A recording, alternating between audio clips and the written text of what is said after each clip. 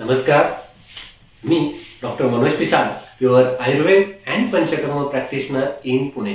आज आपण वारंवार होणारा गर्भपात व त्यावरील आयुर्वेद उपचार या विषयास थोडक्यात बोलणार आहोत। आता वारंवार होणारा गर्भपात म्हणजे काही स्त्रियांना प्रेग्नन्सी राहायला काहीच अडचण येत नाही, परंतु प्रेग्नन्सी राहिल्यानंतर काही स्त्रियांमध्ये पहिल्या, दुसऱ्या, तिसऱ्या, चौथ्या, पाचव्या, 6व्या महिन्यापर्यंत गर्भपात होत असतो। आता हा गर्भपात एकदा झाला तर ठीक आहे, पण बऱ्याच स्त्रियांमध्ये एकदा, दोनदा, तीनदा गर्भपात होणाऱ्या स्त्रिया आहेत। तर ह्या स्त्रियांमध्ये बऱ्याचशा टेस्ट केल्या जातात, बऱ्याचशा टेस्टमध्ये काही निगेटिव्ह येत नाही, बरेचसे रिपोर्ट्स हे नॉर्मल असतात। काही स्त्रियांमध्ये टॉर्क टेस्ट नावाची जी टेस्ट असते ती पॉझिटिव्ह येत असते। तर ह्या तुमच्या रिपोर्ट्सनुसार आपल्याला काही चिकित्सा करावी लागतात। त्याचबरोबर काही स्त्रियांमध्ये वारंवार डोकं दुखत असतं, वारंवार उलटी होत असते, छाती जळजळत असतं, भुकेची संवेदना गेलेली असते, तोंड कडवट झालेलं असतं, मलावष्टंबाची समस्या खूप मोठ्या प्रमाणात असते। ही काही लक्षणं असतील तर तुम्हाला गर्भ राहिला तरी सुद्धा तो टिकणार नाहीये। त्यासाठी तुम्हाला तुमचे जवळचे आयुर्वेदिक डॉक्टर आहेत त्यांच्या सल्ल्यानुसार काही पंचकर्माच्या चिकित्सा, काही औषधी चिकित्सा जर घेतली तर तुमचा गर्भ हा निश्चितपणे 9 महिने तुमच्या गर्भामध्ये टिकून राहील। आता पंचकर्मातल्या चिकित्सेमध्ये काय काय येतं तर विरेचन, बस्ती, नस्य आणि रक्तमोक्षण ह्या महत्वाच्या ट्रीटमेंट्स आहेत।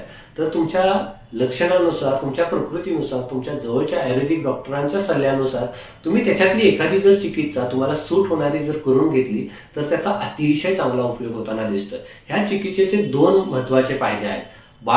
होणारं बाळ हे अतिशय चांगल्या पद्धतीने सदृढ जन्माला येतं आणि वारंवार गर्भपात असतो तो आपल्याला निश्चितपणे थांबवता येत असतो। ह्या चिकित्सेबरोबरच काही औषधी चिकित्सा असतात। त्याचबरोबर तुमची सगळ्यात महत्वाची जी दिनचर्या किंवा लाईफस्टाईल आहे ती फार महत्वाची आहे।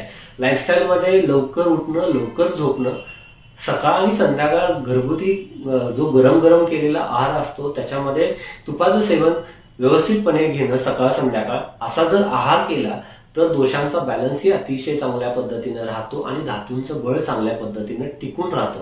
ज्या स्त्रियांचं धातूंचं बळ हे चांगलं राहतं त्या स्त्रियांचा गर्भही टिकून राहतो आणि त्यांना होणारं बाळही अतिशय चांगल्या पद्धतीने होत असतं। त्याचबरोबर गुळवेलीचा रस आहे, आवळ्याचा रस आहे, कोरपडीचा रस आहे, भिजवलेले काळे मनुके आहेत, लोणी आहे, गुलकंद आहे, मोरावळा आहे, ह्या सगळ्या गोष्टींचा आपल्याला उपयोग तुमच्या ह्याच्यामध्ये निश्चितपणे करता येतो। त्यासाठी तुमच्या जवळच्या आयुर्वेदिक डॉक्टरांच्या सल्ल्याने ह्यापैकी कोणता पदार्थ किंवा कोणता रस तुम्ही घ्यायचा आहे हे तुमचे जवळचे आयुर्वेदिक डॉक्टर नक्की तुम्हाला सुचवतील।